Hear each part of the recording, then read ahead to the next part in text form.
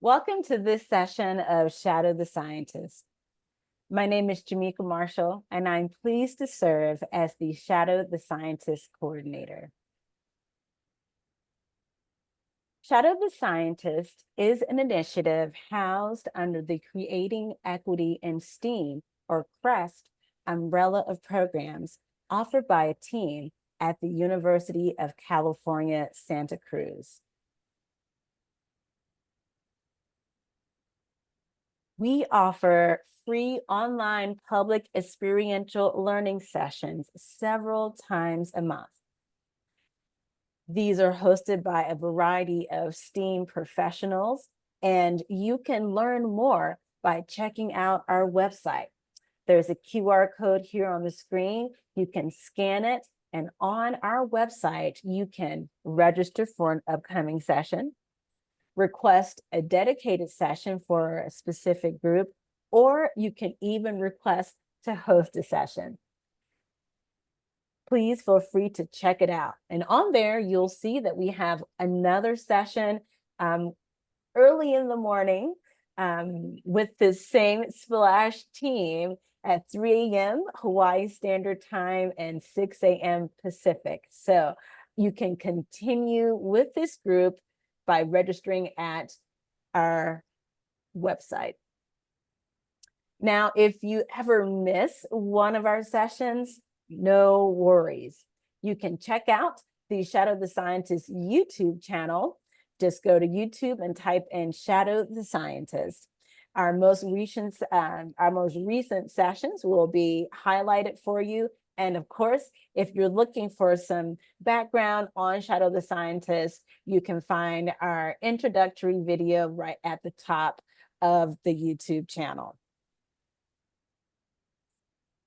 Now, in this session, we have the privilege of shadowing the Shadow the Scientist founder and distinguished professor of astronomy and astrophysics at the University of California, Santa Cruz, Raja GuhaThakurta. He also will be joined by collaborators on the SPLASH team as they use the Keck II 10-meter telescope and the DEIMOS spectrograph, which is located on the beautiful summit of Maunakea here on the Big Island of Hawai'i. Now, tonight, they will be using this DEIMOS spectrograph to study the kinematics, the movement, and chemical composition of the resolved stellar populations in the southern disk of our closest galactic neighbor, the Andromeda galaxy, also known as M31, or Messier 31. All right, without further ado, I'd like to welcome Raja GuhaThakurta, our Shadow the Scientist founder, and our cosmic guide, one of our cosmic guides for this session. Welcome, Raja.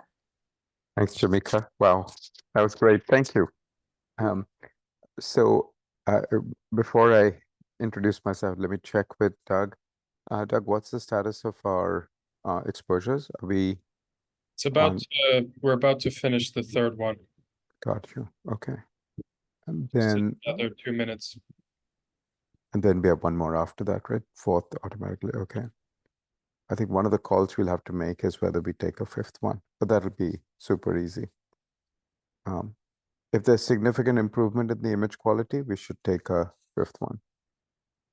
If there isn't, then we should just stick with what we have.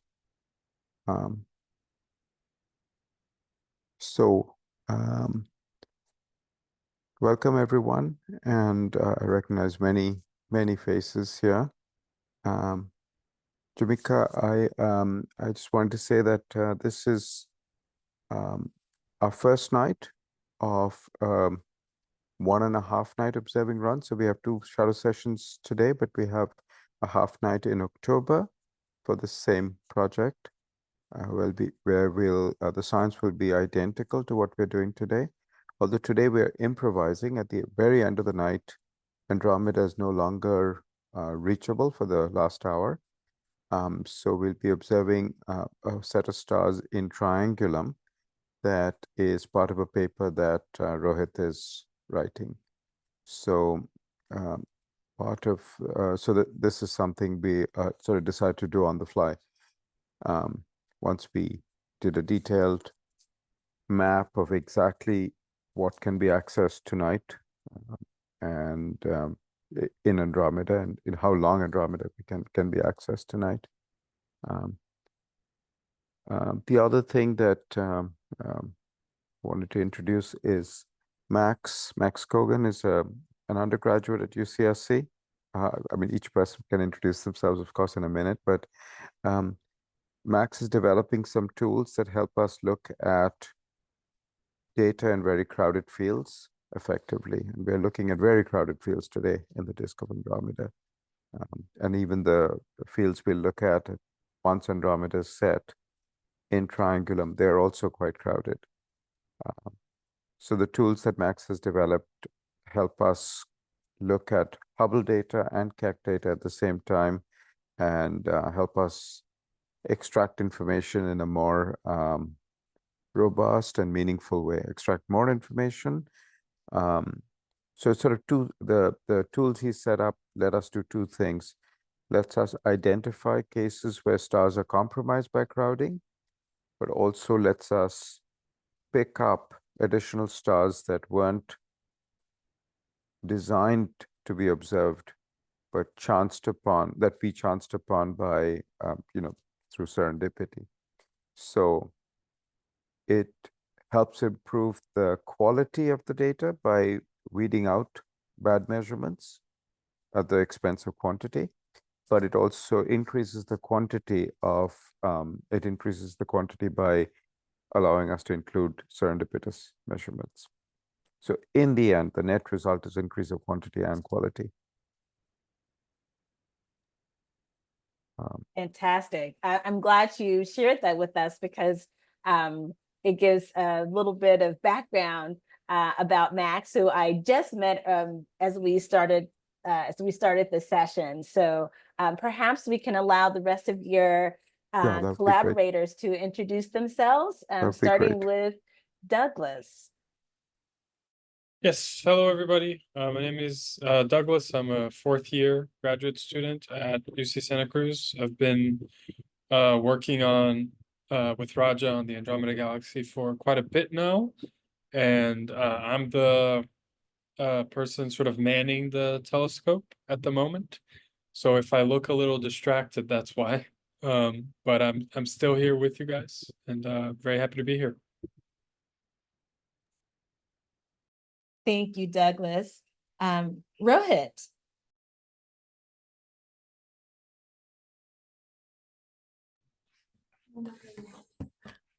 Hello everyone, I'm Rohit. I'm a final year undergraduate student at GuhaThakurta College, Pennsylvania. And I'm also working with Raja. I was working during summer at Science Internship program, and I'm continuing the work on rare and unusual star in local neighborhood like Andromeda, Triangulum, M31, M32, and M33. And looking forward to observe some of those stars tonight if we get chance. Thank you, Rohit. And Max.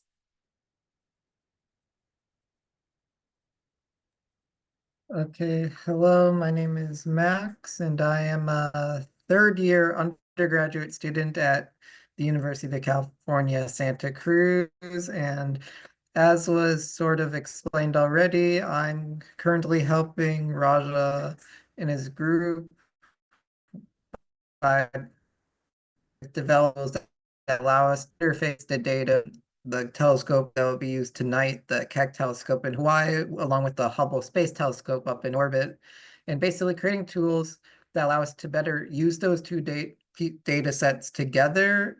In my case, specifically to study M31, M32, and hopefully eventually also M33 as well.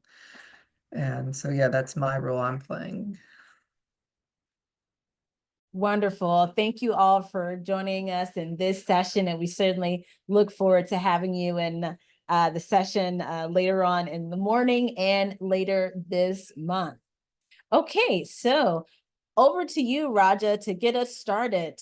You all are already on Sky, I believe, and Douglas is running the telescope, so I won't chat with him too much. How did the setup go to get things started? Things were smooth at the beginning of the night. Yeah, we started. If I should quickly share. Yeah, please. In fact, we should look at the. In fact, Doug, I'm thinking we should look at the first 3 exposures, looking at that sequence.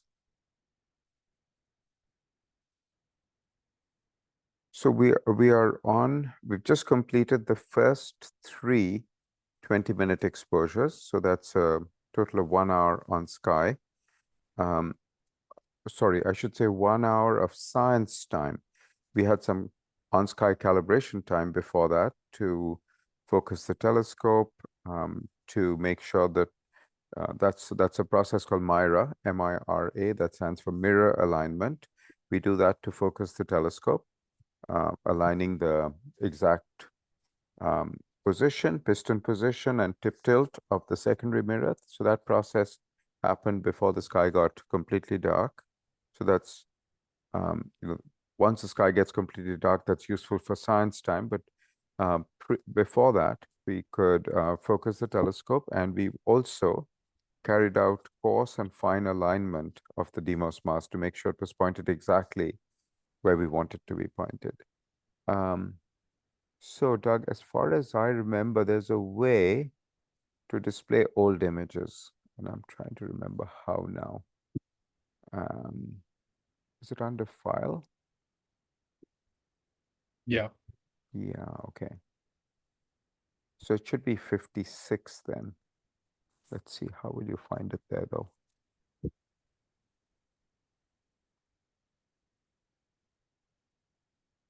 I'm a little afraid to mess with this too much. Yeah, no, I totally understand. Let's see. I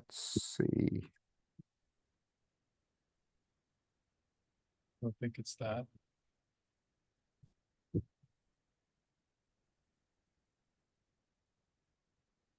I mean, we could just look at this one for now. Yeah, let's just look at this one. You can cancel at the lower right. So yeah, so I can quickly explain this as well. Please go ahead. So what you're seeing here are the many cameras that are on board the telescope. And this is what we captured during our last observation. So if I go to a different viewer here, you can see that we're currently taking a new photo. It's about 400 seconds into it, and it's going to last for 1200 seconds. And then that's basically just how you would do it in a regular photograph. You just set an exposure time on your camera, and that's how long the aperture is open for. And then the photosensitive detector is detecting light for the entirety of that time, and what comes out of it is this image here. And so each of these different regions, I believe, is a different CCD, a different detector. Or maybe it's a collection of 4 as a CCD. Is that right, Raja? Say that again, Doug, sorry? Each of these squares is a CCD, right? Each of these rectangles is a CCD, yes. Yeah. There's a total of 8. So you can see that one of them is not currently working. So we're not getting anything in that one. And if I zoom into one of these areas, so that you can see better. Yeah, the CCDs are numbered 1, 2, 3, 4 across the lower row, and then 5, 6, 7, 8 across the upper row. So CCD 5 is not working. So yeah, so much tighter.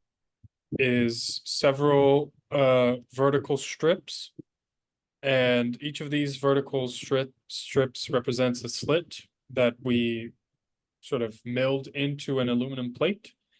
And this is the light that we're capturing from that slit, that is spread out on the vertical axis. And these ones that are very bright that you can see here, you can see in the larger image here that there are 3 very bright ones on this side, and then also 3 bright ones on this side. These are the stars that we're using to align the mask, to make sure that the mask is positioned correctly in the sky. And then every other one of these vertical bands is a science target, basically. And so you can see that these are a lot fainter, but if I go to one of them, so for example, I can see one here that looks pretty good. So you can see that this has a vertical line. That's the actual spectra of the star. So that's the light of the star that has been split by the prism of the telescope. And this entire continuum is the 2D spectra. That's the science that we're after, basically. And I can make a little line here that'll show you what that looks like in terms of how many pixels are being observed. I believe that these horizontal lines are the absorption lines, that most of them come from the atmosphere, but some of them are from the actual target. Roger can correct me if I'm saying Doug, anything. which horizontal lines, sorry? Oh, so these nearly horizontal lines, right? Yeah. Those are emission lines from the Earth's atmosphere, indeed. Yeah. Just check here. Yeah. So, Doug, one thing I was going to suggest is try playing with the cut low and cut high. See What do you suggest? yeah, if you hover over the, actually, before you change that, if you hover over the image, what values are you getting in the gray parts of the image? Is it about 1,000? Yeah, it's a little less than 1,000. Less than 1,000, okay. A No, actually, it's between 1,000 and 1,100, right? Yeah. So try 1,000 and 1,200 for the low and high cuts. Let's see what that does. 1,000 and 1,200, you said? Yeah.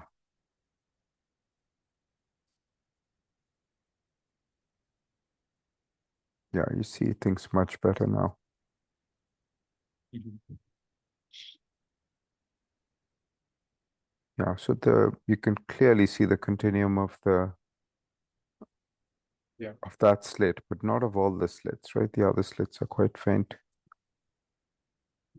And we are taking 4 of these 20 minutes, 1,200 seconds observations. And then we're basically going to stack the images together to make them brighter. You might think that it would make sense to just do one long observation, but then you increase the risk of getting hit by cosmic rays, which just get in the way of everything. So it's better to make several of these images and stack them than one very long exposure. Yeah, the anti-coincidence can be used to get rid of cosmic ray strike random parts of the detector. So anti-coincidence can be used to get rid of cosmic rays. If you pan around there like you're doing, Doug, I think we can get a sense of which slits are have continuum in them. I can see some serendips. Yeah, See definitely. more than one continuum. Some of these. But These are stars that just happen to also be in the slit, so they're serendipitous observations. They're a little bonus. but the target continuum is quite faint in most of them. Yeah. So there's something very interesting going on in the previous slit right before. I don't know where you were. Okay, look over there. So do you see that one of the slits has a bad column across it? Yeah. But it also has 2 emission lines, on the sort of near the upper part of the slit. Yeah, that's an emission line. Clearly some kind of emission line. I don't know if that's a background galaxy or something like that. We occasionally will see that. Is this a bad column just in the CCD? In the CCD, exactly. But it's easy to work around that because the stellar trace is broader than that. That's beautiful. That star.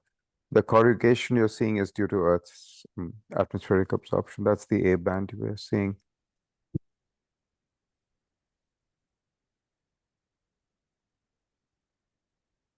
So quite a few of these slits show continuum. Yeah. I think And And these horizontal bars, the night sky emission lines, are very prominent in the upper part of the spectrum, in the red part of the spectrum, but not in the lower part. In the blue part of the spectrum, they're much less frequent. How is this doing? Okay, we have some time. Yeah, I'm just also checking. So there's another way of checking that we're aligning correctly, which is to look here. And you can see that most of these graphs, they have the little excess over the yellow. These are the stars that we're using to align. One of them is too close to the edge of the actual aluminum plate. So they couldn't do it. But the other ones seem to be doing okay.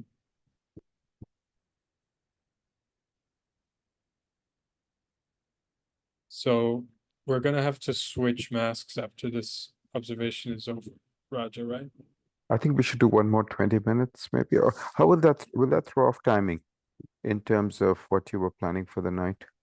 I mean, we are, the next observation I have was set for around 9-ish Hawaii time. Okay, so that's about half an hour from now. But did your sequence end at 5 Hawaii or 4? 5, yeah, around 5-ish. Because we won't be able to go till 5. We'll be able to go till 4:15.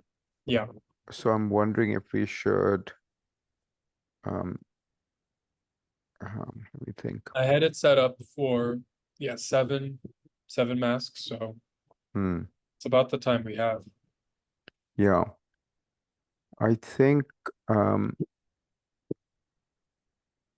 yeah, since we can't observe up to 5 a.m. Hawaii and have, because of the Naismith deck occultation, let's, we have two choices. One is to keep going on this mask, and we'll have to, that case, we'll be able to observe a total of 6 masks, or we can stop after this one is done and try to squeeze in all 7 masks. It depends a little bit on how good the image quality is going forward.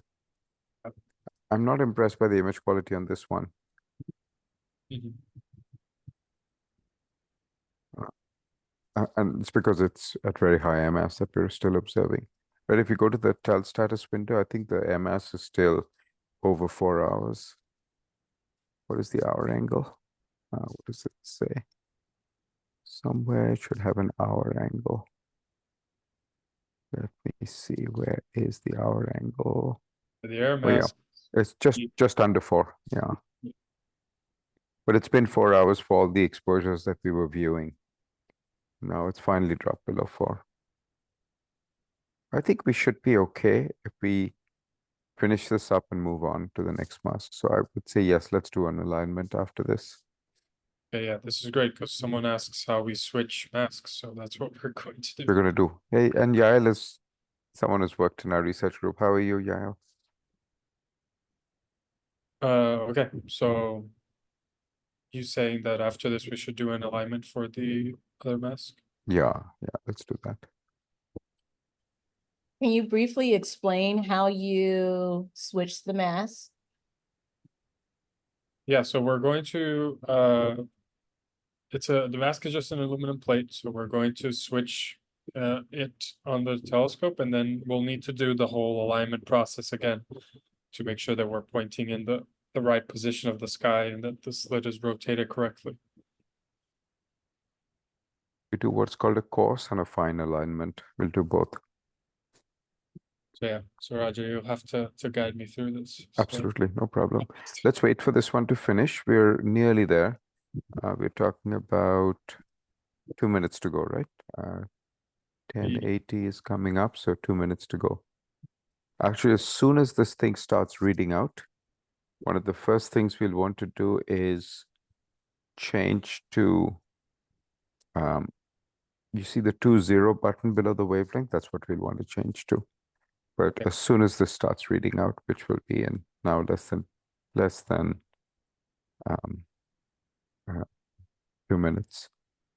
So that's one change. We'll also want to change the slit mask. Those are 2 changes we can start doing as soon as the readout starts.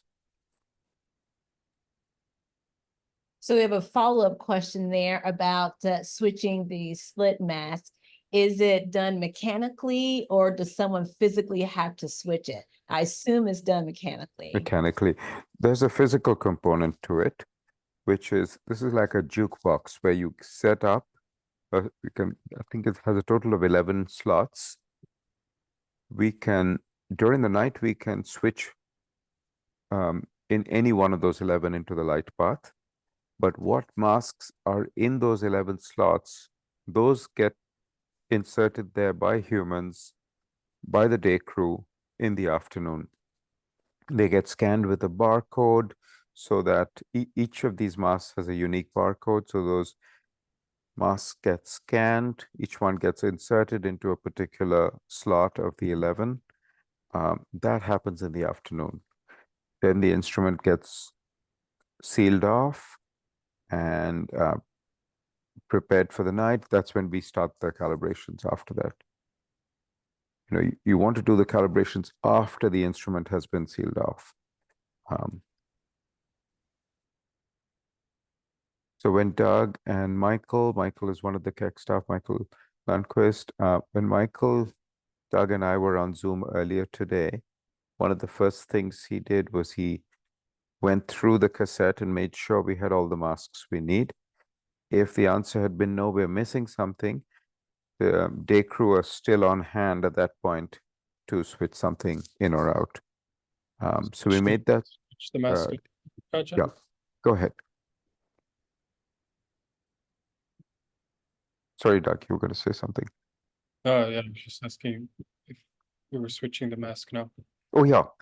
Okay, so you've started the mask change. Okay, let's go to control 1 and watch this readout. Actually, we have some time so to watch that readout. So go to the control 2, to the slit mask alignment tool, go to course align.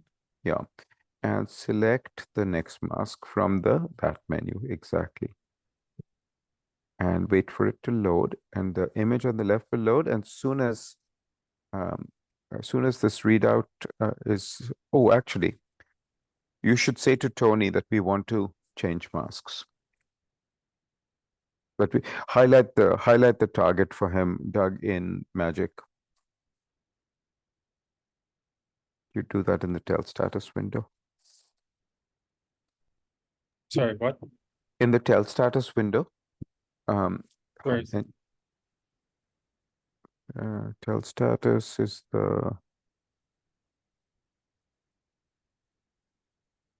it's the last of your VNCs, I think. This? Yeah, in this one, highlight the next target, which is W. And you want to ask him to move there. Hey, Tony, do you mind moving to the highlighted target?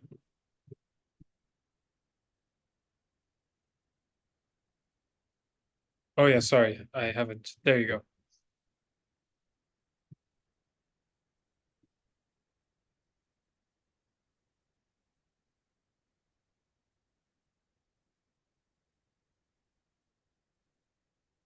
And folks, you could see on the guider that the stars became streaks because we moved the telescope a little bit. Because the next metal plate is set up for a slightly different patch of sky. You could see some rotation going on. The stars look like arcs. So we need to rotate, translate, so that it's a different patch of sky that we are now focused on.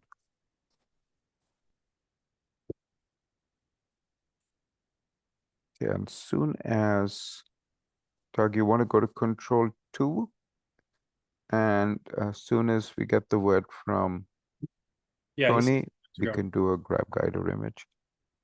So I should grab guider image? Once he's guiding. Yeah, he said we're guiding. Okay, good. Now we can. And then we'll do the same drill. We'll see an image. We should see. Oh, they're beautifully aligned. Look at that. We don't need to do anything. We can go to fine align now and start fine alignment. Yeah, I think we're gonna go directly to fine alignment. So I should click start fine alignment? Yes. And you've already adjusted the exposure time, so this is good. And if you go to control 0, you'll see that it's taking a 20-second exposure. You see integration time is 20. It started the integration. After that, it'll do a readout. And after the readout is finished, it'll analyze. That's when these boxes will show up here.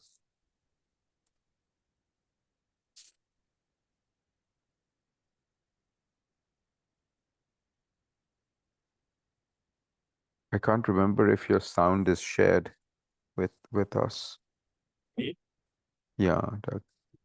What do you mean my sound is shared? Meaning, you know how the screen sounds say CCD readout complete, etc.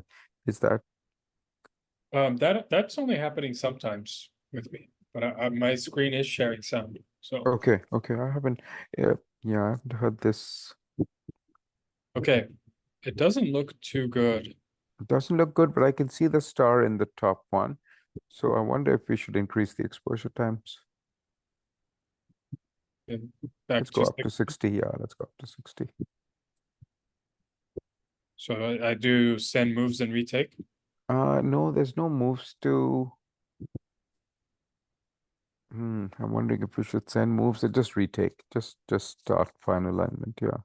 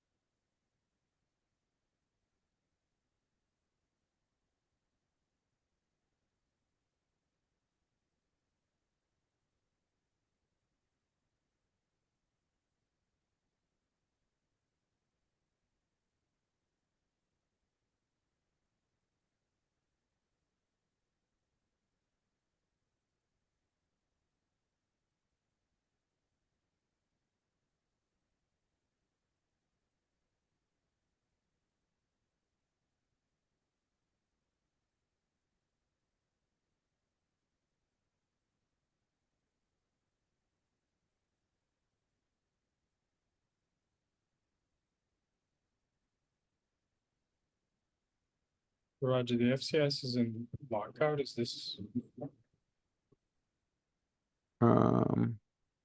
That's because you're not taking spectra. It's in a different setup. That's why.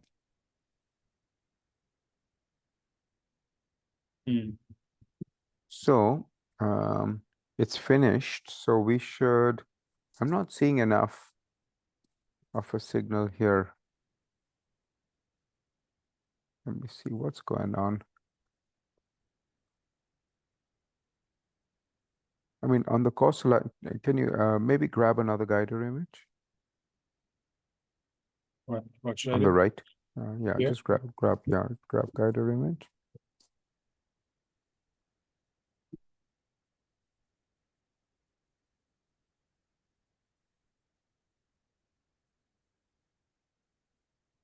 What happens if you click on the star?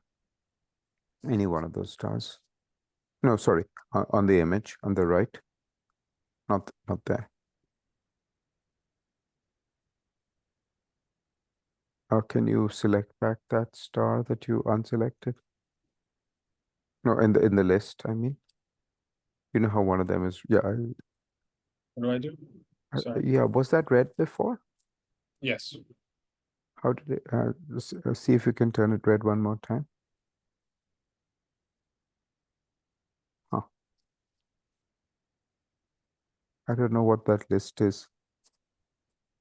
I think it's just, yeah, I think that's just me clicking the Oh, different I see. Yeah, okay, so when you click on the star, if you click telescope. precisely, yeah, move telescope, exactly. both helping us out here on the other Zoom. Oh, okay. Where Good. would we be? Okay, Now go to find alignment. I do another start fine alignment. Yeah, please. I'm not very happy with the with how the alignment is going. But I mean, the stars, normally you get booming alignment stars, they're really bright. I haven't checked how bright these alignment stars are. I mean, they're from the Guider star list, so they should be as bright as guard stars. Do you recall how bright they are? Want to Just ball- say like 17. That's good. That should be good. Yeah. Anything in the range 15 to 18 should be good.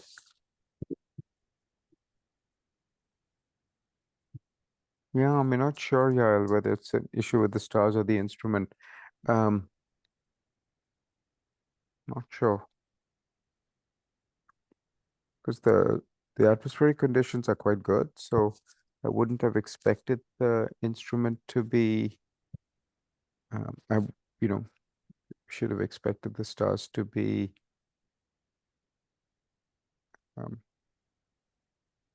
super bright in these one. So we have increased the exposure time to 1 minute now instead of the default 20 seconds. So expect to see very clear peaks on the. So I'm wondering if we're out of focus. I wonder if it's worth doing a Myra.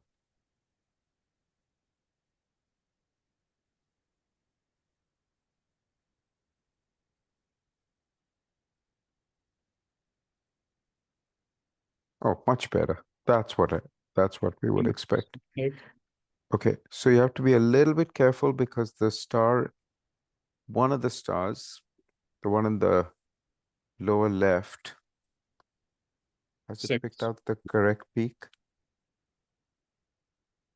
Because you can see from the first 4 that it should be the peak that's near the left edge. There are 2 stars in the box. So has it picked out the correct peak in the lower? So on the It has. Okay, so then just to send moves and retake image.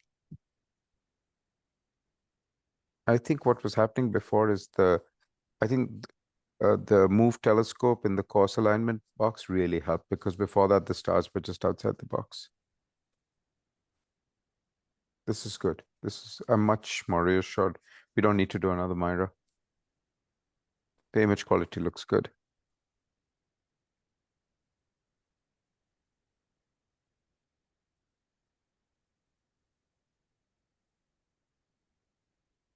Oh, hi, Fonny.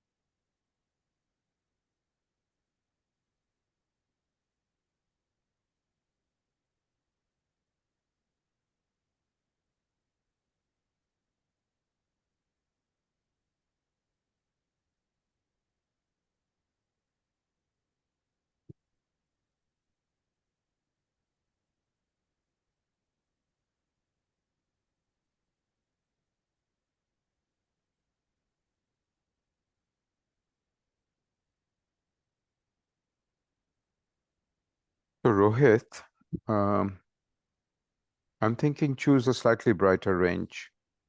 okay, this looks good, right? This looks beautiful.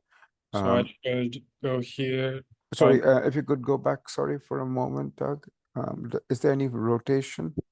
See, there's a little bit of rotation, so do a send moves and retake, because as long as there's rotation, we should send moves retake, and if there's no rotation, we should just do send moves. So Okay. let's do another one.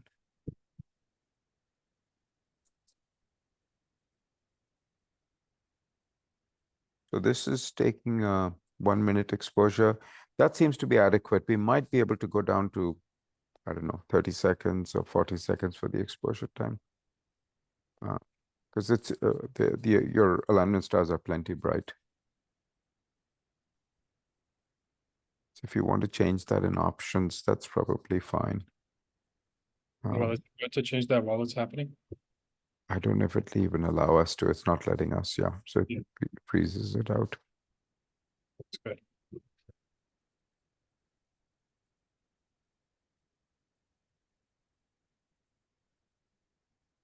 Right.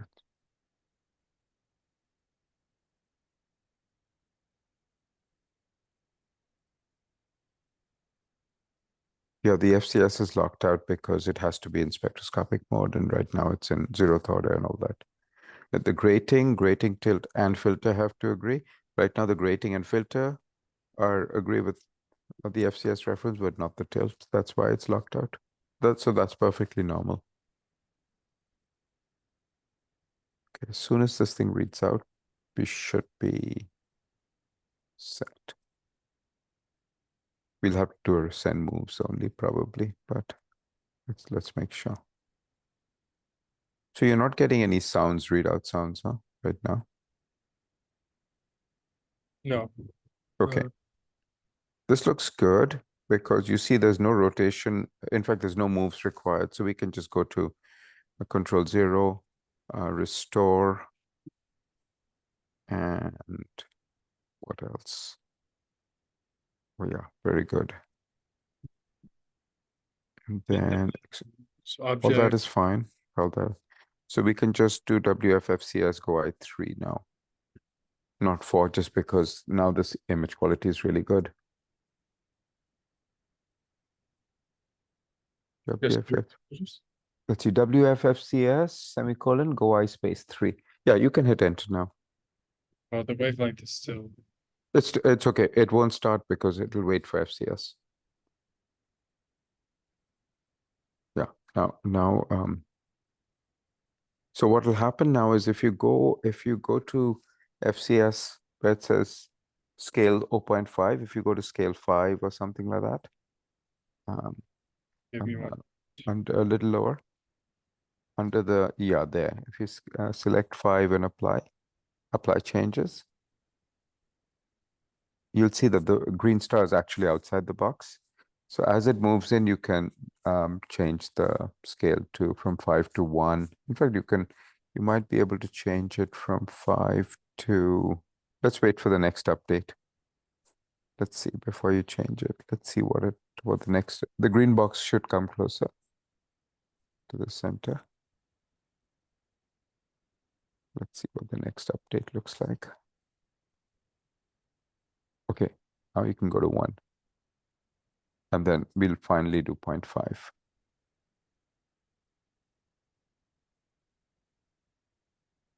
You see, it's just outside the 0.5 box, but the next update should bring it in.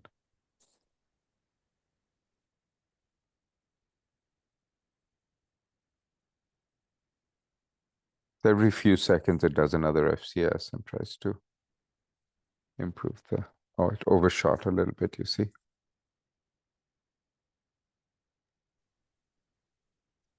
And only when it's inside the box, it's going to start Tracking, exactly. And then that's when the exposure will start.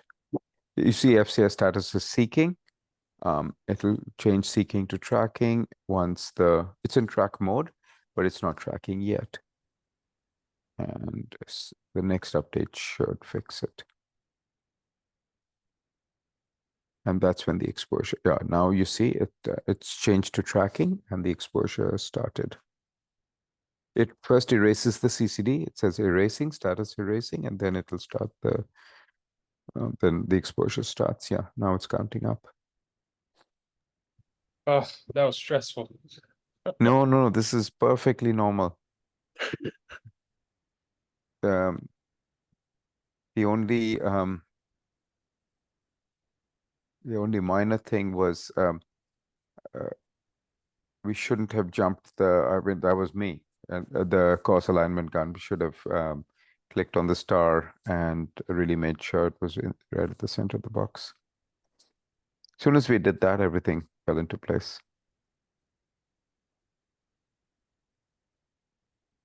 Okay, let's do something. We can check, we can measure seeing. I can walk you through that in Control 2. So over there's a way to measure.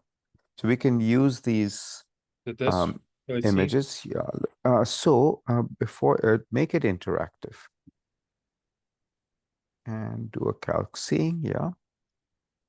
And so if you see the star has a companion, so do a click on quit on the upper right, it'll go to the next star.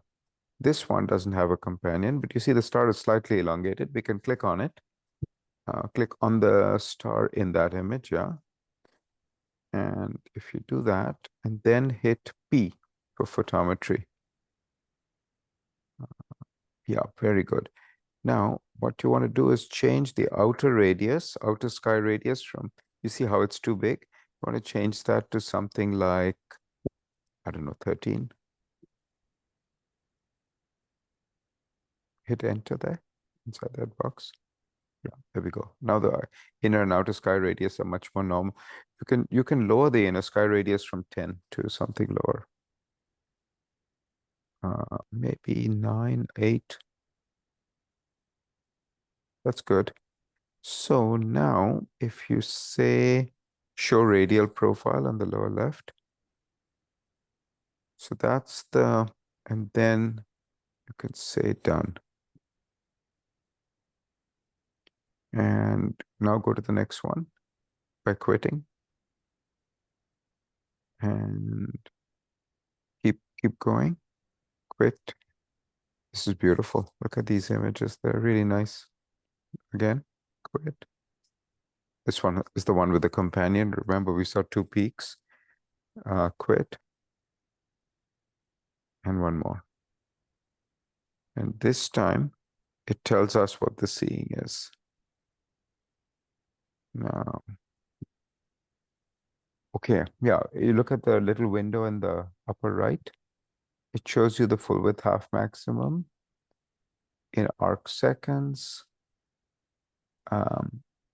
We should ignore, there's some bad measurements, right? 3 of them are bad measurements. That's what I'm surprised by. You see how some values are bigger than, are close to 5. 2 of them are 0.8, 0.7. I believe that is the seeing. When it's got a companion, it gets messed up. I don't know why the others are messed up. The 3 of the 5 seem to be messed up. Yes, this is why you make several of these boxes. Yeah, I mean, all 5 boxes are, 5 of the 6 boxes are working for us, but the seeing measurement, I only trust 2 of the measurements. So we should note the seeing as something like 0.7.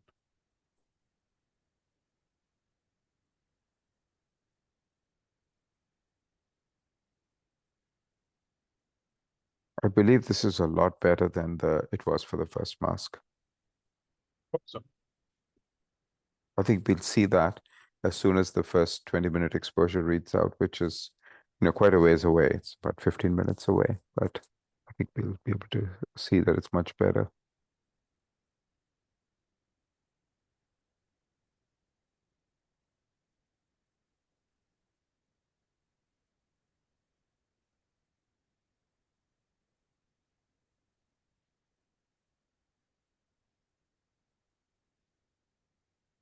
so I think nominally,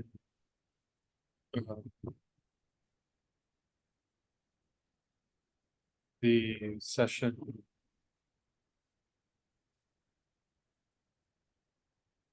The shadow session.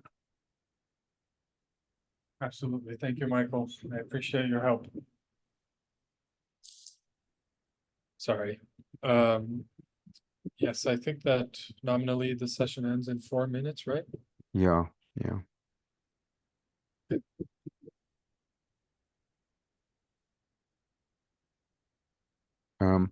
Is Michael calling it a night?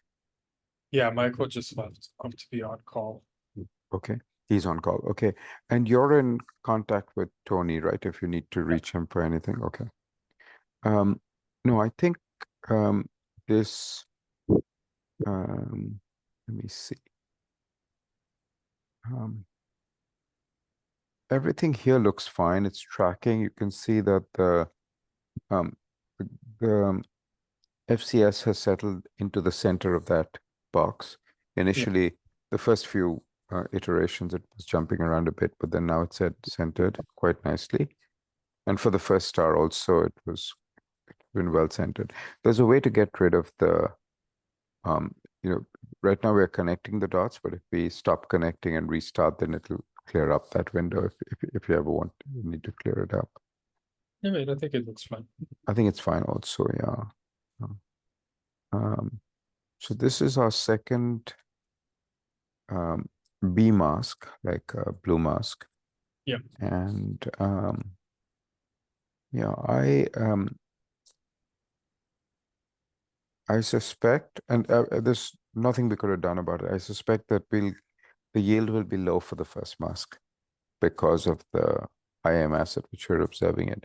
But that's a given for a night, right? Because what happens is, if we try to use the full span of the night from 5 hours east, which is where we started, to whatever 3 hours 45 minutes west, when the Naismith platform occults, that's the only way we get sort of 8-ish hours, or sorry, what is that? That's more than 8 hours 45 minutes, and it takes that much to observe 7 masks. So it's more realistic to get good data on 6 masks and partial data on 1. The one thing we might be able to do is, if the seeing remains super good like this, half arc second, you could see that the image quality on this one was elongated, and that elongation tends to be along the parallactic because of high MS. Nothing we can do about that, because within the but if as we're looking, as Andromeda gets closer and closer to the transit, if the seeing remains as good as half arc second, what we've been able to do in the past is trim it from 3 times 20 to 3 times 18 or 3 times 17. So 50-minute, total of 51-minute exposure. That buys us back some time, and then we might be able to go back and get another 20-minute exposure on the mask that we observed at the beginning of the night. But only time will tell whether the conditions are good enough to allow us to do that. Yeah. But what we saw in the when you were doing the seeing calculation makes me think that even this first 20-minute exposure that will come out of this mask is going to be a lot better than before. But again, there's nothing we can do about that. I think it's all has to do with MS. The conditions are very good tonight, both in terms of transparency and in terms of sort of laminar airflow, all that.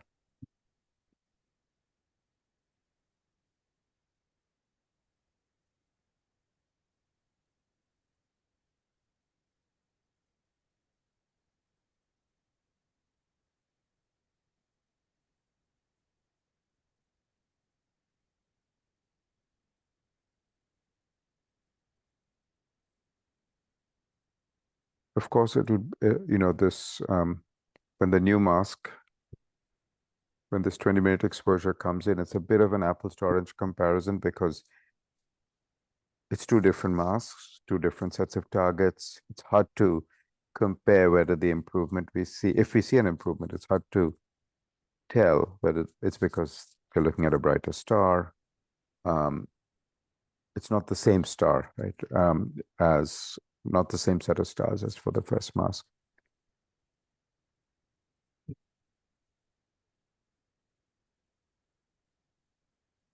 Yeah, so I think we helped ourselves by getting 4 instead of 3 exposures of the first mask. I think that was the right thing to do. Second thing I think is we may be able to squeeze in 15 or 20-minute exposure of that first mask. It's okay to observe it later in the night, right? From a parallactic angle standpoint, Um, because it's a horizontal mask, right? First mask.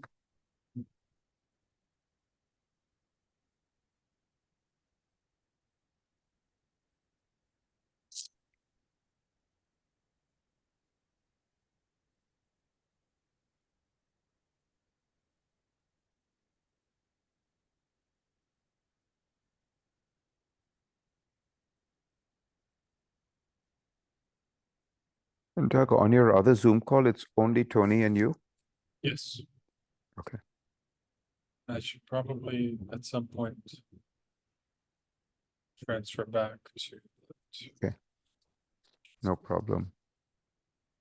I can stay here just a bit longer, then I'll switch over to the Keck Zoom call. Great. Thank you for being with us, Douglas. Yes, of course. Thank you, folks. You got to see how it's really done, all the ups and downs. The ups and downs, yeah.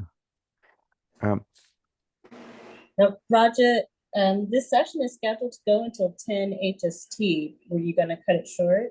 Oh, it is supposed to go for 2 hours. I was wrong. I thought we're supposed to go for one. I can stay on. Okay. The time you sent me was from 11 to midnight. Oh, okay. That was my mistake. I thought it was an hour. Why don't I stay on here? Doug, I'll go back and forth between the two. Okay. Okay. Jamika, I can answer the question you put in the chat. Qualitatively, there's no difference, right, Doug, between the first mask and the second. So statistically, similar kinds of targets between the first mask and the second, but just a different patch of sky. So not the same.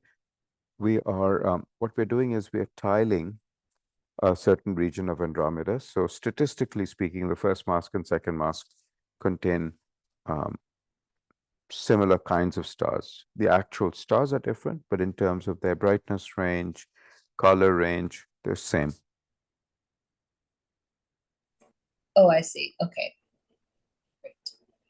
But we are, part of what we're trying to do here is map out how Andromeda is rotating. And so we're mapping out a section of Andromeda. And, when you have Andromeda is frisbee shaped, the disk is frisbee shaped. So depending on which part of the frisbee we look at, some of it is moving away from us, some of it is moving towards us.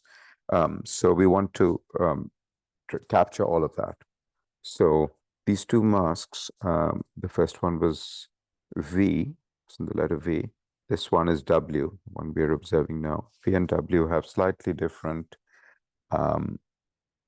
locations on the sky. Exactly. That's why we have to align each mask when we go to it. We have to make sure the bright stars that are used to lock onto the exact position and rotation of each mask, that has to be redone for every new mask, coarse and fine alignment. Once we do the coarse and fine alignment, then we take a series of, in this case, 20-minute exposures. We took 4 20-minute exposures for the first mask. We are only taking 3 for the next mask. We took 4 for the first because we started that mask when Andromeda was very low in the sky. So the image quality was significantly worse for that first mask. The image was blurrier. To compensate for that, we took a longer set of exposures, 4 20-minute exposures. As Andromeda is rising in the sky, the image quality is getting better, and we can afford to cut the exposure time. So now we're observing it for 3 times 20. We might cut it even further to 3 times 17 if the image quality continues to improve. This is one of the many things that you can't pre-calculate exactly what the atmospheric conditions will be on a given night. You can sort of roughly predict but it's like predicting the weather. You can't get it exact. And so empirically, it even matters on a given night, it even matters which direction you're looking at, because the atmosphere isn't the same all around. If you're looking through particularly turbulent patch, it's like being in an airplane. You enter a region of turbulence, it's not, there are patches of turbulence and there are patches where things are not turbulent. And it's actually exactly the same thing that causes airline turbulence, which is patches of hot and cold air. That's exactly what is causing this atmospheric blurring.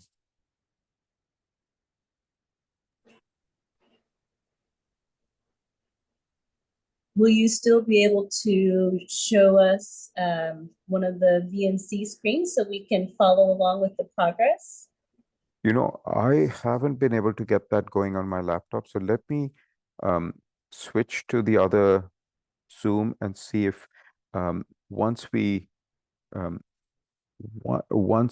Doug and I touch base there, if Doug can come back to this, Doug and I can both come back to this, then he can continue to share his screen. That's what I'm thinking we'll do.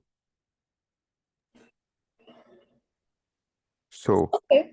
bear with me a That's moment good. while I switch Zoom calls, and I'll come right back to this. Okay, so Raja, in the meantime, would it be okay if either Rohit or Max or both talk to us a little bit about their contributions to this project? I would love that if they're okay with it. I would love that. They're working on two completely different aspects of the project. Um, one of them is sort of enabling technology for this kind of science. The other one is a rare class of stars. And Rohit and Max, feel free to share your screen. You have these beautiful slit overlays, Max, that you're welcome to show. And Rohit, you have a draft of a paper, you have some spectra.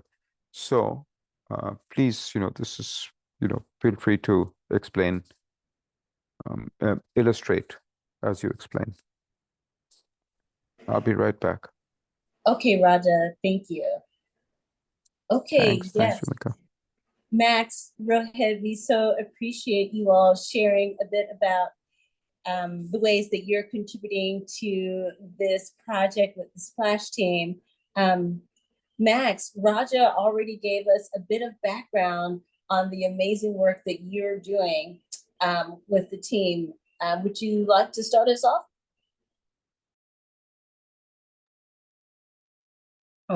Sure, I suppose I can. So, as it was sort of explained before, I'm sort of comparing the data from this telescope, the Keck telescope, with the data from Hubble. And Raja just now mentioned a slit overlay, and I guess I can explain what that is, because that's one of the primary methods we're doing that right now. So, as was I don't know if it was explicitly called out, but the mask, as was explained, is a metal sheet in the Keck telescope in the DEIMOS spectrograph. And it has these little slits cut into it. Like they're literally just tiny little rectangles that you allow the light from a given star to pass through. And so when those stars pass through, it's sort of what we saw earlier, the CCD is able to see the diffraction that yields the star spectra, but which is those vertical lines we saw, those really somewhat faint vertical lines. But then I think for those of us who were here when they were sharing that, you could actually see that in a given slits spectra, there might be multiple vertical lines. And that's because there were other objects. Each of those lines was an object. However, even knowing that something is there, for all we know, it's just one object. It could be several objects. They could be two objects right on top of each other or next to each other.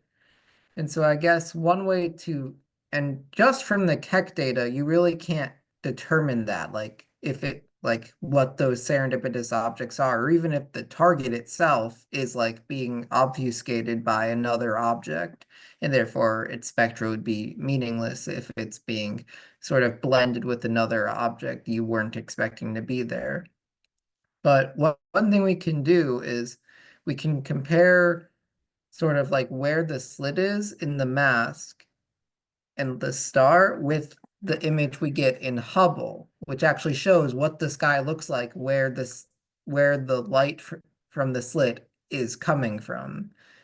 And so the slit overlays, which Raja was talking about, allow us to then see, like, what does the sky actually look like there, and to be able to then determine whether or not those serendipitous objects are valid. That is, if like there's nothing blocking them or contaminating their spectra, and also making sure that nothing's contaminating the target spectra.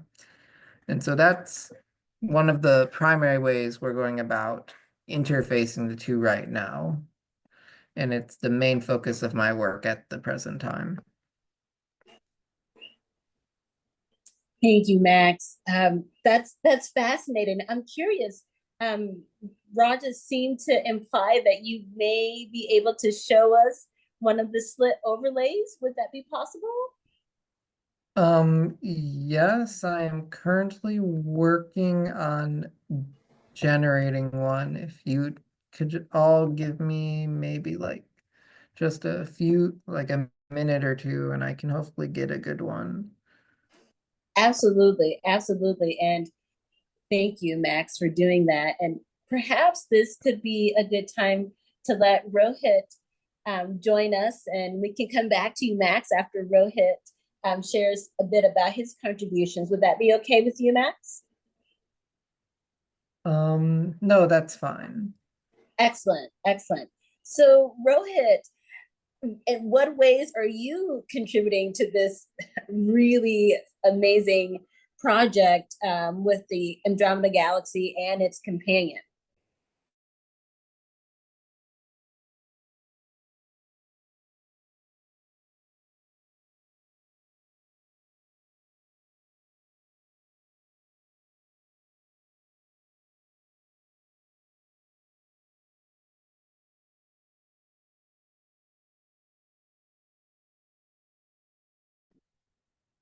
Yeah, now I can. Okay, thank you. Yeah, so kind of like I'm getting benefited from this survey right now, which is happening, and I have been one last project. Also, I'm working on another project where I was comparing the Dizzy and Splash. So another survey and then Splash survey, and looking which one is doing better job in which part. So that was my last other project I'm working on. This project I'm doing unusual and rare objects or stars in our local neighborhood. So all like Doug was talking about serendipitous discovery, which just fell in as like bonus things in the slits. And some of the star they were not targeting, but some of like they are covering large number of star, and out of them, few came out to be rare star, unusual star, which they were not expecting or they were not targeting. And these star came out to be very interesting, and they are like symbiotic star, Wolf-Rayet star. So like Wolf-Rayet star are like the old age star. So they are massive star. They are in their last few hundred year, or in astronomical sense, last years of their lifetime, and they're on the brink of supernova. So they can go into supernova anytime. And these are massive stars. They live very fast, so because they are big, it takes so much energy to maintain them, so they burn a lot of fuel very quickly and then die very fast. So that is one of the star I'm looking at right now, Wolf-Rayet. Other is symbiotic. So symbiotic stars are like binaries where one is a red giant and one is small white dwarf, and the small one is feeding on the big one. So although the name is symbiotic, I don't think the bigger star is getting anything. Only the small star, the white dwarf, is feeding on the big one and then getting bigger. So these are the two main categories. So in the Splash and Triangulum and other extended surveys, I am looking at these unusual star and trying to understand them. And these star, and as Max was talking about, like there are stars nearby which fell into that. So I was just looking at the Hubble picture, and I can share the screen for that. So for the later observing run later tonight, I was looking at some targets, and so if you all can see, these are the targets, like the central star are often the target that I am looking at. These are the Wolf-Rayet star center, and the circle is the 1 arc-second circle, and there are some stars. So I'm trying to find the star which are in less busy neighborhood, so they don't have lots of crowded, like some stars have lots of bright star in that circle. Like this one, there are like 2 bright stars. So when we receive the light, it will be blending of both of them, and that will not be a very good measurement. So they are all are same region of sky, but they are in different filters. So filters are like different sunglasses. So like we have UV glasses. So we wear that during the sun, then it's just the filter works opposite. So like UV glasses blocks the UV rays, but these filter allows only these wavelengths. So we can see in different color the same star. So they are the same part of the sky, just different filters. So like see here, there are more than 1 star in that, and they all are pretty close. So they almost blend in. These are very beautiful pictures from Hubble telescope, and yeah, lots of pictures. Yeah, this is a pretty crowded neighborhood, so I will definitely want to avoid this, because if I get a picture spectra of this, it will be blending of all of those. So it will be very hard to know which one is coming from which star, and which is my target star, which is the extra star.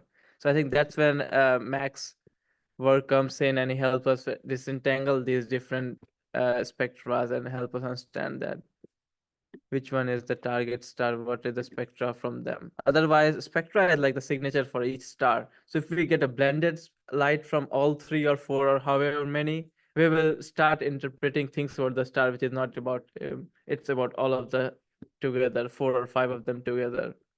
So that's why it's very important to know which light is coming from which star. Max, you can go ahead and show us now. Yeah, I can go ahead and show an example. Yeah,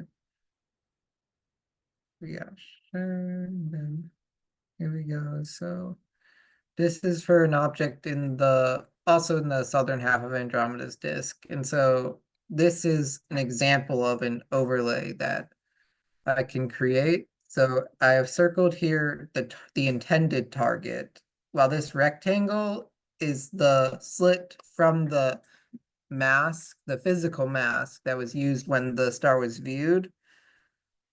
And you can see that the target appears to be fine. It's just the target by itself. However, if you look up here, you see that there appear to be 2 stars right next to each other, which I also have the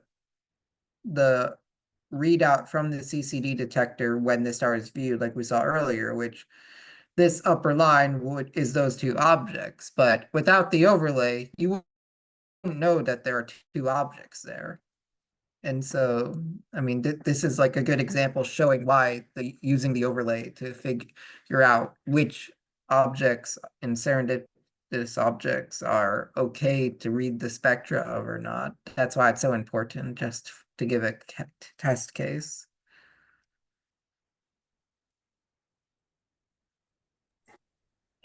Max, how did you start working with Raja to come to this kind of to develop this kind of contribution for this project? Because this seems really integral to making sure that the targets that they're looking for are properly identified. And also, I'm curious to know how long you've been working with them. No, that's a very good question. And it might be surprising, but I've only been a part of Raja's research group for, I think I'm coming upon a year at this point. I first reached out to Raja a year ago, just out of curiosity, if like he was looking for an undergraduate to help him with his research group. And to my surprise, he said that yes, he was. And originally, the project was definitely focused on simply taking large data sets from Hubble and figuring out how to best make the data viewable to a wider audience. Because in the Hubble data, there's I mean, you can look at any Hubble image, there's there's thousands of stars in there. And so there's just so much data. So one of the initial goals was simply to create a system to be able to view that data. But as Raja showed me different types of data sets and introduced me to the Keck telescope, we then zeroed in on this entire idea of creating the slit overlay. And so that, like, especially over the summer, that is one of the big things that I was working on. And what I just showed a few minutes ago is sort of a culmination of the work I did over the summer. And so, yeah, that's sort of where I am right now. Definitely in the next few months, we're going to be focusing on sort of taking the overlay and really applying it to like really help to like start like validating measurements, hopefully. That's so exciting, Max. I really hope that you're able to join us in future sessions with Raja and the rest of the Splash colleagues. This has been a great insight into this unique contribution that you're able to offer that's new to, I think, any of us who've been in previous sessions with Raja and his Splash colleagues. So thank you for sharing, especially when I know you weren't necessarily planning to. It was wonderful. No, of course, it's my pleasure. I'm always happy to share. And I think we have Douglas. Douglas, you're back. Yes, I am back. And I am on both Zoom meetings still, but I returned here. Raja's in the other Zoom meeting currently, and we're still observing the mask that you guys saw me put on. Sorry, my cat is here as well. Yes. Could you, is it possible for you to share your screen with us Yes, again? absolutely. I'm sorry. Yes, I can do Thank that. you. Oh, well, we also have a request to see the cat. Yes, this is Monkey. He's here. Oh, Oh, he's not happy when I do that. He just wants to relax a bit.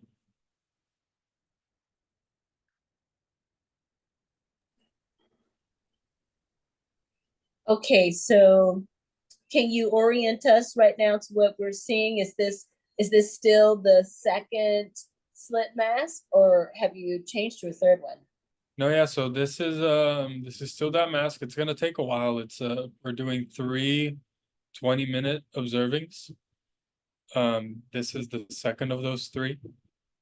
And so it's just a matter of waiting really for the observing to happen, and then seeing if the image looks okay, and if it does, then we just wait a little bit more until you change the mask again. And the way to change the mask, you guys already saw. It's a few minutes of high intensity because you wanna, we only have so much dark time, and so you want to try to minimize that time that you spend changing masks. But then in between those high moments of stress, you just patiently wait. And yeah, that's how it is. Rohit and Max, were you able to talk a little bit about your work? Yes, we did. And I was able to show the audience one of the slit overlays we've been able to develop. Awesome. Awesome. Yeah, they both were able to really provide some unique insights into the various ways that the members of your collaboration contribute to the success of the overall project. That's great. That's great, because what you're seeing today is sort of the data collection, one kind of data collection, the spectral data collection. The Hubble images have already been collected. We don't have as much, what's the word I'm looking for? The Hubble data collection isn't as hands-on. We provide a set of instructions, They go through NASA Goddard, which is the sort of command center for Hubble. They issue those commands to Hubble, and Hubble takes the pictures, they get processed. I personally, some of our collaborators have much more of a hands-on interaction with the imaging part of it. The Santa Cruz group really is in charge of the spectroscopy. We're involved in the imaging part, but not the hands-on aspect of the imaging. But Max's software brings together these two pieces, the low and high level data products from the imaging. The images themselves are the low level products. High level products are the brightnesses and positions of stars. And then Doug runs some data reduction software on the spectra so that the low and high level data products from the spectra are made available. I do some vetting using some code so that the high level spectral data products can be verified and vetted. And this all comes together in Max's code.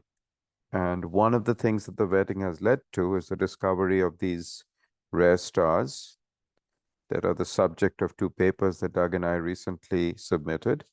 And another outcome of these rare stars is a paper that Rohit is leading. Oh, that's right.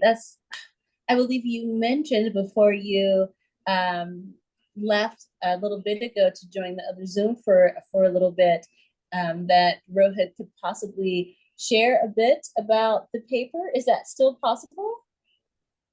Rohit, go ahead. Absolutely. It's very late for him, but otherwise it's 3:30 in the morning for Rohit in Pennsylvania. But Rohit, if you feel up to it, please.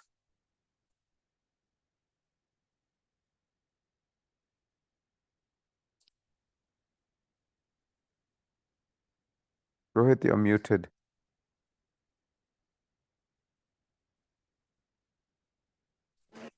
I didn't realize it was so late for you, Rohit. We so appreciate it if you can, and if not, we totally understand.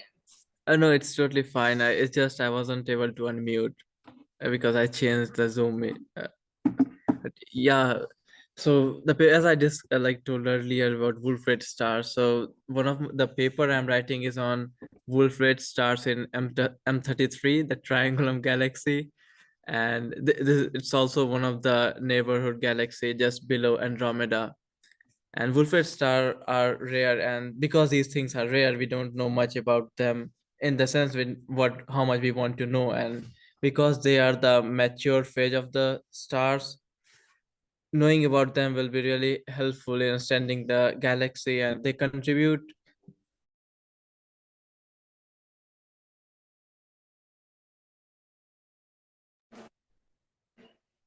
Oh, did we lose Rohit?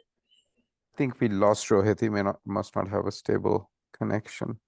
Oh, well, hopefully will be able to join us again soon. Oh, there he And is. I believe there He is. he's back. Okay, we're so glad you're back, Rohit. Yes, my other computer died, but yeah, I was studying Wolf-Rayet stars in M33, and we want to know more. And during the T-Rex survey using the Keck telescope, they came across 5 of these Wolf-Rayet star. And the last time somebody took this detailed the spectra of these stars was like 2014. So it's like almost been 10 years since people have looked at spectra of these stars in so much detail, and we have very clear comparatively to 10 years back what they got the spectra of. So that's why we are analyzing those spectra, and these spectra, like as I said, are signature of the stars. So by looking at different lines, how broad the lines are, it tells us how much a particular element is present, which part of the star is moving, because some element emission lines are shifted compared to others. So that means some part of star are moving, and these stars are ejecting mass in their neighborhood. So it's a pretty cool phenomenon. Imagine a big star 20 times massive as like sun, and then it's ejecting its mass in its neighborhood. It's very interesting. And then by looking at spectra, we are able to interpret all of this. So those are the 124 stars, which fell into the Hubble catalog, Hubble survey also of the fatter. So we are trying to understand them using the Hubble photometry and then spectra from T-Rex survey. Well, congratulations, Rohit. And we certainly look forward to when you can join us in a future session and let us know that your paper has been accepted and then published. Yeah, thank you. So I'm just putting a few things in the chat. T-Rex stands for Triangulum Extended Survey, the T-Rex survey. So we take the TR from Triangulum and the EX from Extended, and that's how it gets its name. But there's a little secret to why it's called T-Rex. When Amanda was first observing stars in Triangulum, she, you make masks. The technique is very similar to what you're seeing tonight. Tonight, we're working on the Andromeda galaxy, but Amanda and others, we worked on, Doug has been leading the charge on the southern part of Andromeda. Claire Dorman, a former PhD student, she led the charge on the northern part of Andromeda, and Amanda led the charge on the Triangulum galaxy. So when you make these masks and you observe stars, if you represent each star by a dot, you get sort of a pattern on the sky of which dots we've got spectra for. And when we first did this for Andromeda, it looked like a dinosaur, the dots on the sky. It didn't actually look like a T-Rex. It looked like a different dinosaur. It turns out it looked like a Parasaurolophus, which is a very unusual type of dinosaur. I'm going to put the name in the chat. If you look up this dinosaur, the dots in Andromeda look like this particular kind of dinosaur. Of course, very few people know about this kind of dinosaur. So we said, let's just call it T-Rex, and we came up with an acronym that fits T-Rex, which is Triangulum Extended Survey. That's how the name came about.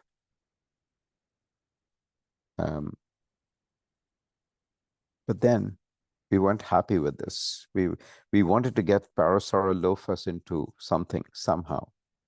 So the task fell on me to somehow include the word Parasaurolophus into the paper. So here's what happened. I'm going to write this out so you can see.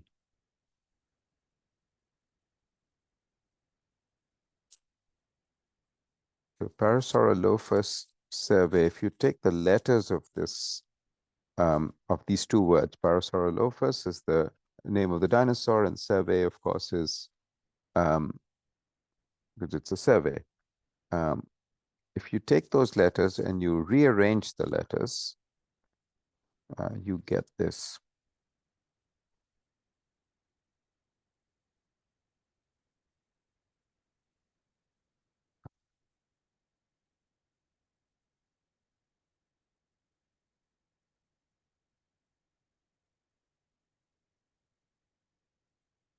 You can check it out for yourself. If you take the 3 A's,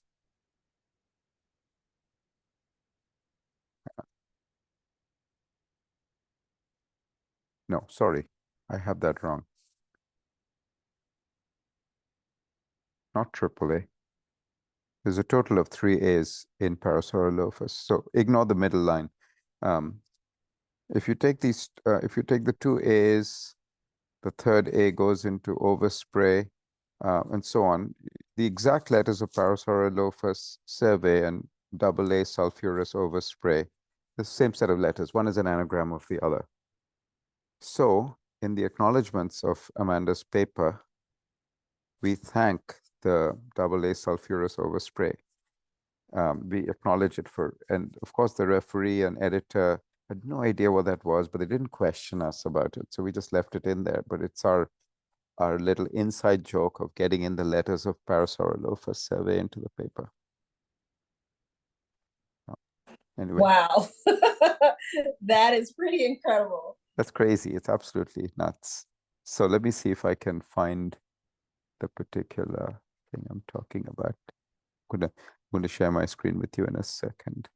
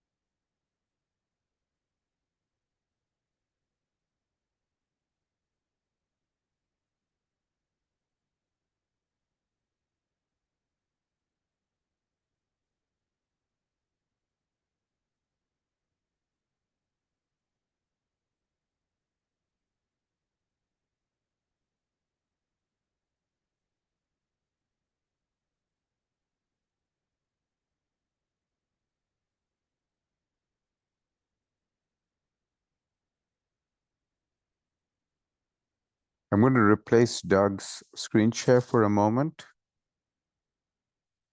Is that okay, Jamika? Oh, yes.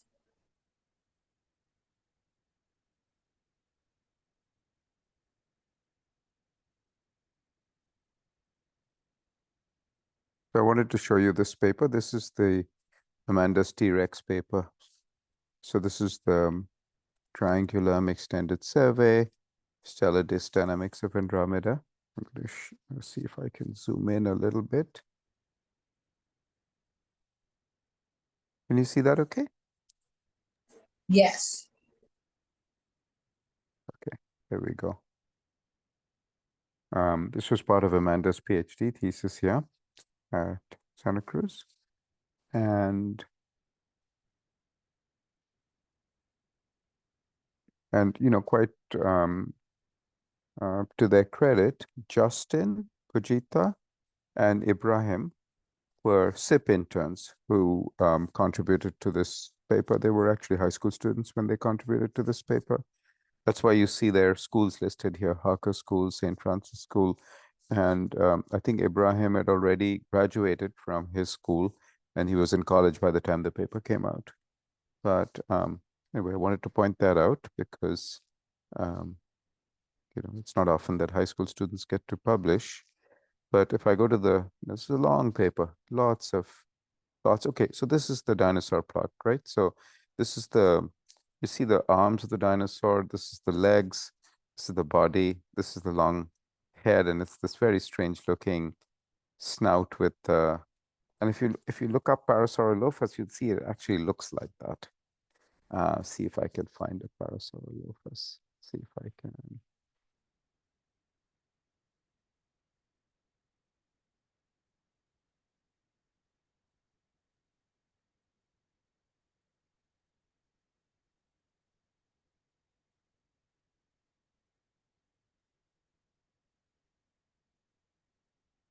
You see this head with it's got a little, what's the word for it? It's got a little thing behind its head, almost like a little tail behind its head. And that's what we imagined this to be. That's what we imagined this thing to be. You see, this is the snout, this is the thing behind its head. I'm going to go back and forth. You see,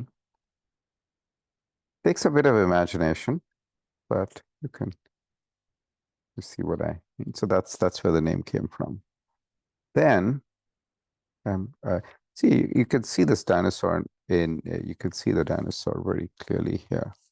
By the way, these colors are about the velocities of stars. So this part of M33 is moving away from us, and moving towards us, and this is moving away from us. So you see the rotation of the disk. The disk is, if we observed every star within the disk, it would fill this ellipse. We have some background images of the galaxy somewhere.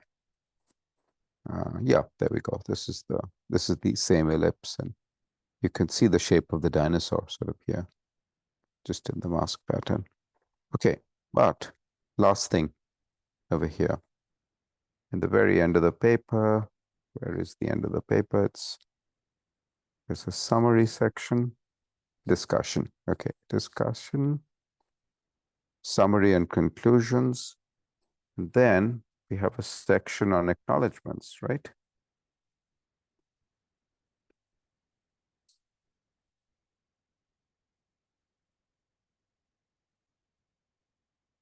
And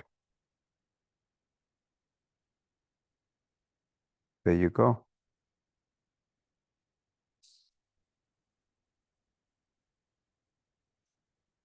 Those are the letters of Parasaurolophus survey. That's too good. That's very clever.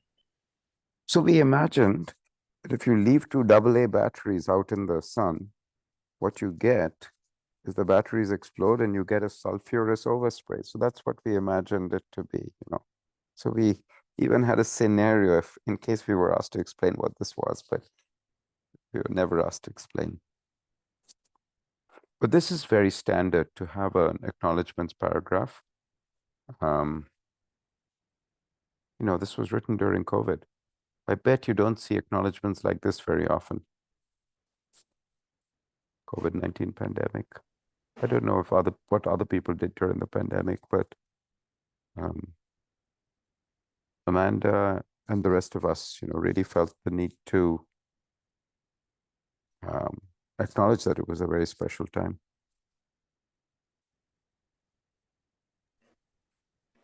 Could you talk a little bit about the contribution of the then SIP interns to the paper? Yeah, absolutely. So it's probably best if I don't need to, I mean, it's hard to do that via pointing to specific parts of the paper. It was very much under the hood. What the students did was they figured out something called the A-band correction that, Max, you're very familiar with. Doug, you're familiar with this. Rohit, you may or may not have come across this, but when a star is not perfectly centered on the slit, when it's slightly off center, whether it's a star that we intended to observe or a star that we picked up serendipitously,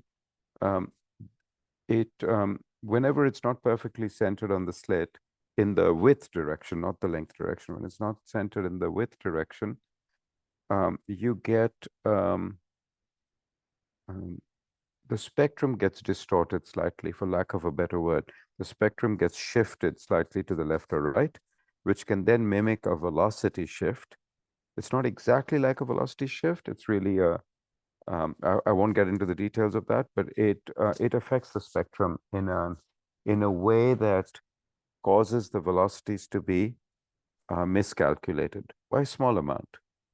And the three interns in a summer preceding Amanda's paper figured out a formalism for how to calculate this. For every mask, they observed a set of trends. They figured out a way to measure these trends for each mask, and they were able to measure this offset in a more precise way than we had before. So they're included in not just this paper of Amanda's, but in another paper that came out shortly before that was led by Carrie Gilbert. So there were two papers that these three interns were on. Justin, Pujita, and Ibrahim. They were on two different papers. It really is amazing to see all that goes into the success of this kind of project on all these levels, from students participating in the science internship program and being a part of a small, choosing this as a project, astrophysics project for that summer, and yet their contributions have really been wide-ranging, and not just on one paper, but two, and now being discussed in this session. So congratulations to all of them. It really is amazing to see.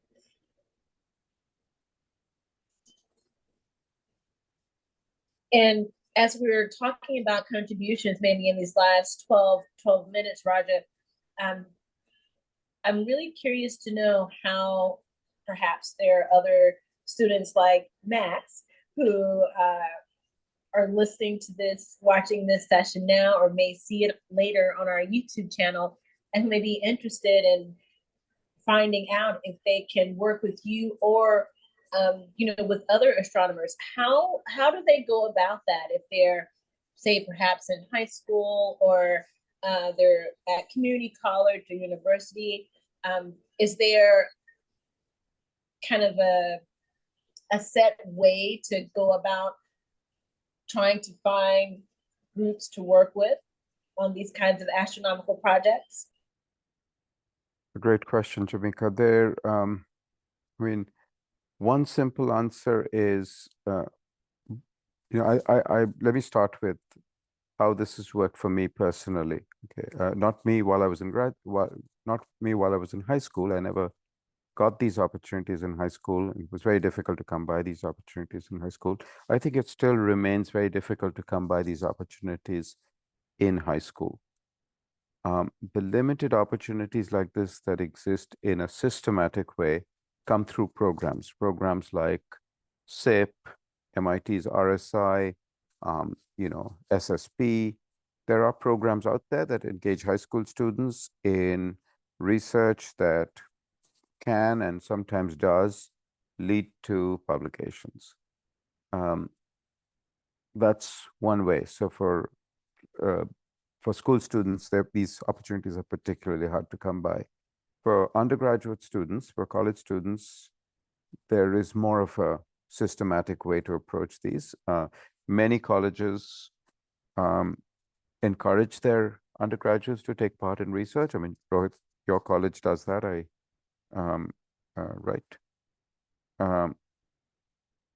There are the NSF, the National Science Foundation, has a program called Research Experience for Undergraduates. So they again, systematic programs for this. Jamika, I don't know if that answers your question, but for high school students, it's not easy to come by.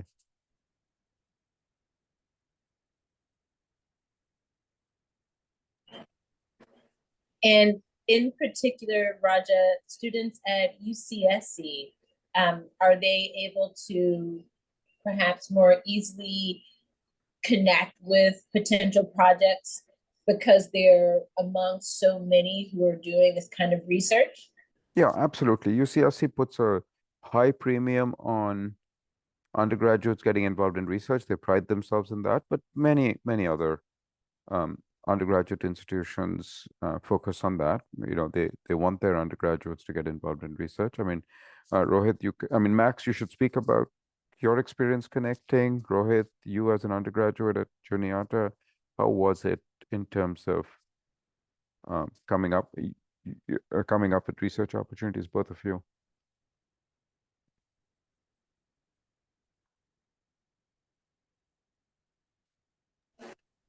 Actually, Max did actually share a bit earlier how he came to just approach you and ask if you were looking for an undergraduate intern, and he was very pleasantly surprised that you said yes, and he explained a bit about how things got started and then ended up with this particular focus as his contribution to the project. But Rohit, we'd love to hear your experience if you care to share in these last 9 minutes.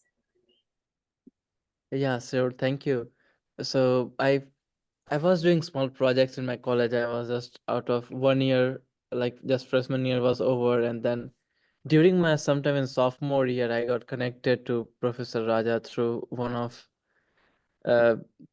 my college counselor and mentors who helped me to apply to college, who helped me while I was applying to colleges in the US. So her name is Unnati Singhania. So she Raja actually went for an outreach event in India in Kolkata, and that's when she met him, and then she was very she connected me to Professor Raja, and that was like I just got email, and then I got CC'd, and she said, "Oh, I can connect you, and you will be a good candidate," and that's how he introduced me to Professor Raja, and it was interesting because I just looked up his name. I didn't knew much because I was not looking into astronomy much, but I looked up his name, and he seemed like a very big person with lots of citation and a very well-known person. And then I talked to a couple of people, and they're like, "Oh yeah, he's a very famous astronomer."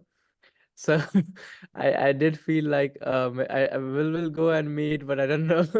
And then nothing. I don't think I can get into work because it's so much like such a cutting edge astronomy research, and I have no idea. I have no basics even in astronomy.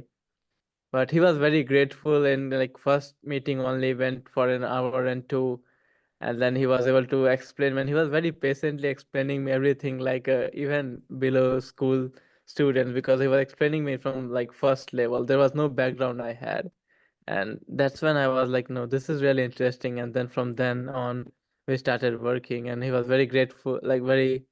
I'm very grateful that he kept explaining me things simply, and then I can build on it. So that's how I got introduced to him. There are research opportunities at my college also, but because I got connected to him, they were very supported in any way they can support me to do research with him.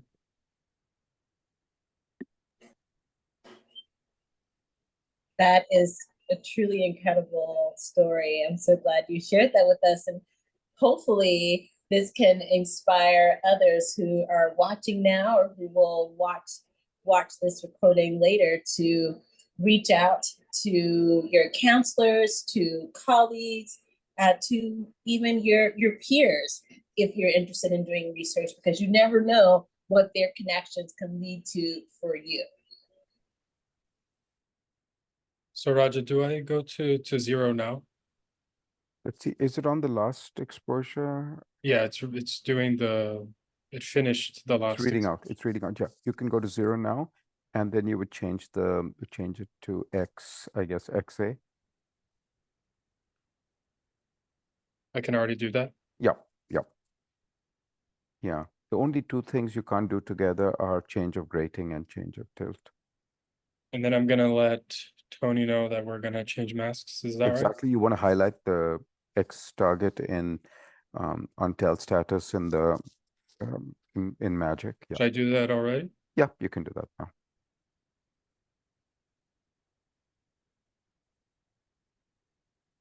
And now you can ask Tony to move. And then to I that. should wait until it's. No, you can move. It's reading out, so you can move. Okay, Tony, we're gonna change masks. Do you mind moving to the highlighted one? Thank you. Yeah, I guess as soon as readout starts, all three of those things can happen. The change of grating angle from 7200 to 0th order, the change of mask, and the highlighting and move. The move can actually start because the Yeah, he started moving. good. Okay. You can see the bottleneck is usually the grating tilt change. It's still going. Which one, sorry? The grating tilt change is still not done, right? You see, no, it's just finished. It says clamped. It's just finished. It's in 0th order now. So does that mean that we can go ahead? Yeah. Well, as soon as Tony gives us the go ahead, then we can go ahead. But in the meantime, you can change the select target from Right, this, yeah. right.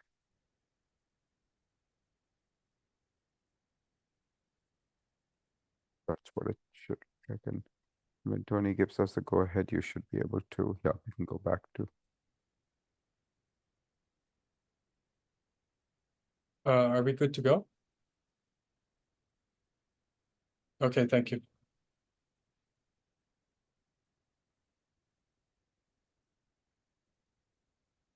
We should be able to grab a guider image now, and then It's this one needs to rotate quite a bit, I think. Okay, so Tony's waiting for us. Tony, we are waiting to get the all clear from Tony then. Thank you. Okay, we can do it now. So it's just grab guider image. Grab guider image, exactly.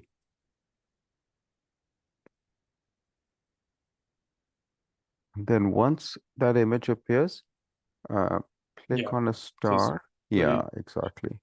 So is it move telescope? Yes, please. Move telescope. And then it should peek up on that star.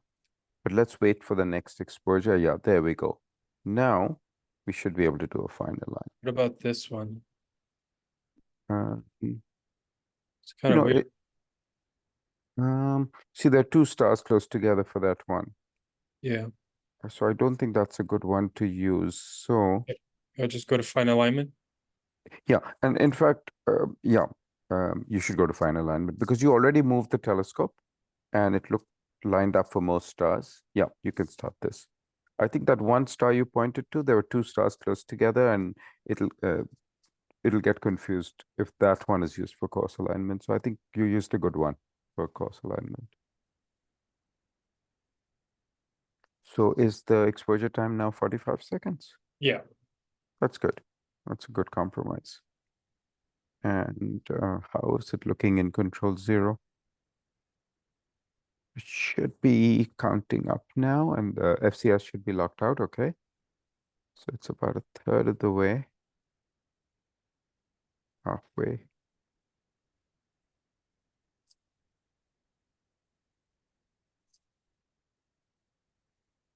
Then we're gonna hit restore on this afterwards. After we're completely done with the final alignment, let's leave it on 0. You know how we'll do send moves and retake image? Through all of that, it'll stay on 0th order. It's only when we're ready. Did we click restore on the previous one? Yeah, we did. Otherwise, did? we Okay. wouldn't have gotten Spectra otherwise. I just sort of panicked right now because I Yeah. didn't remember doing that. It was a while back. It was an hour ago. Yeah, I guess so. I don't know. I'm pretty sure you did. Because we got good looking Spectra for the second. But we did inspect some of the Spectra for the second mass. They look great. Okay. So I think we need to go back to course and get it pinpointed a little. So really, yeah, go to one of those stars. Go to the bright one. This one? No, sorry, in the lower left, there's a bright one. This one? Yeah, if you could center right on it and then do a move, not grab, but move telescope.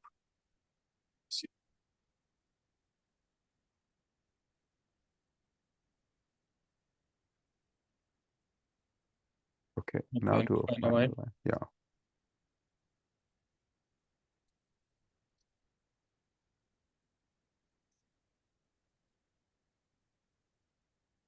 It was too far off to send moves, I think. Let's hope this does better. You know, we could also, the brightness of the star is such that we could probably cut the exposure. But for the next one, for now, I think Probably what? we can probably cut the exposure time from 45 to 20. 20 usually works. Okay. When the air mass was very high at the beginning of the night, it was good be up to 60 minutes, but now we should be fine with 20.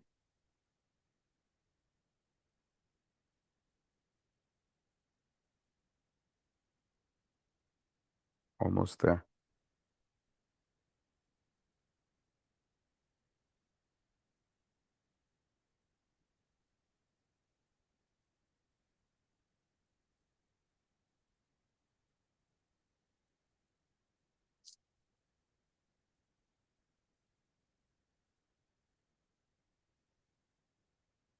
It's analyzing the image, and when it's done, it'll give us some new stats in the upper right window, and the images will appear.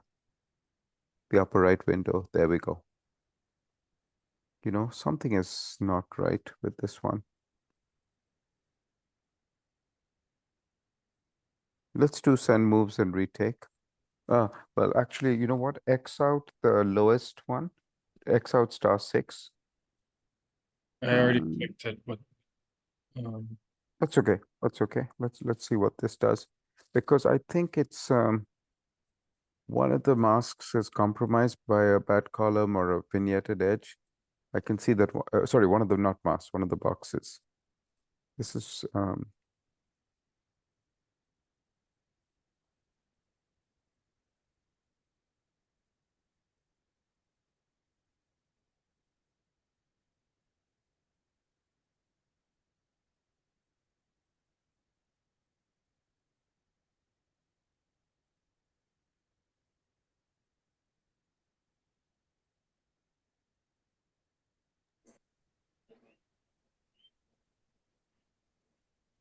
Well, I know we're just a few minutes over our end time, but I thought it would be great to get these first new data here before we wrap up, if that's okay.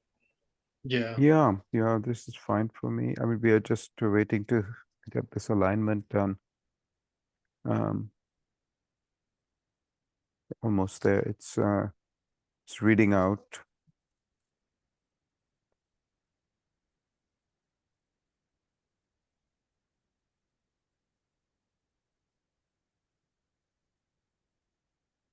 We go. Oh no.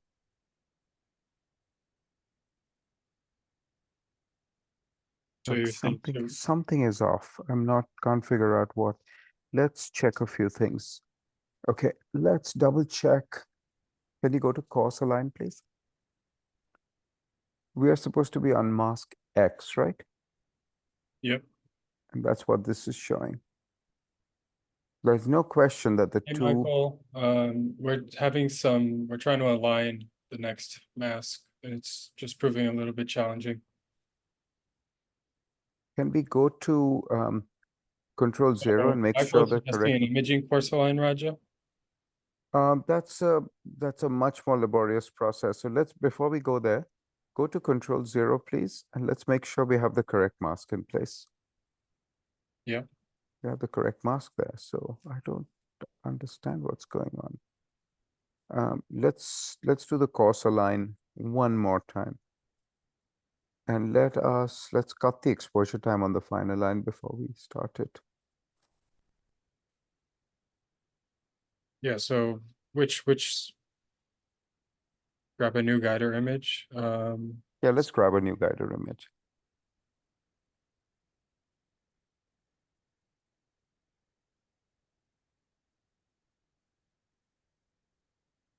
I think it really changed much.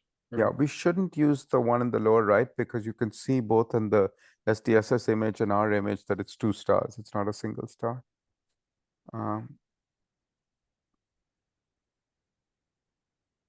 We can use the one in the upper part. Yeah, that one. Now you have to click on the star very precisely, the center out of the star, I think, right? Or what does Michael say about course align? Michael Raj is asking about course align. What are your thoughts? He's saying he would do the imaging one. Okay, let's do it. Okay.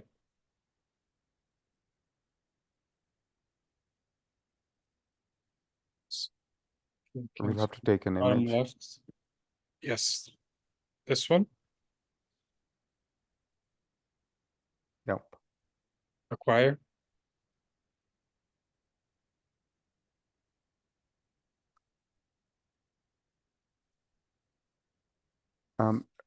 We have to take a full image of the field, right?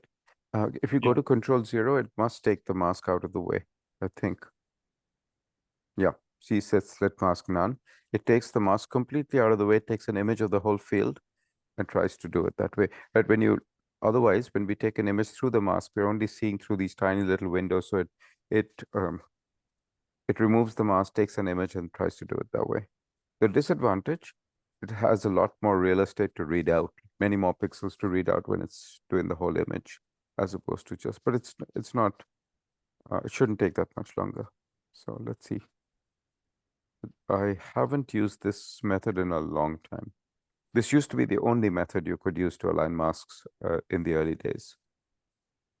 And then they came up with the course align, final line, which is much faster.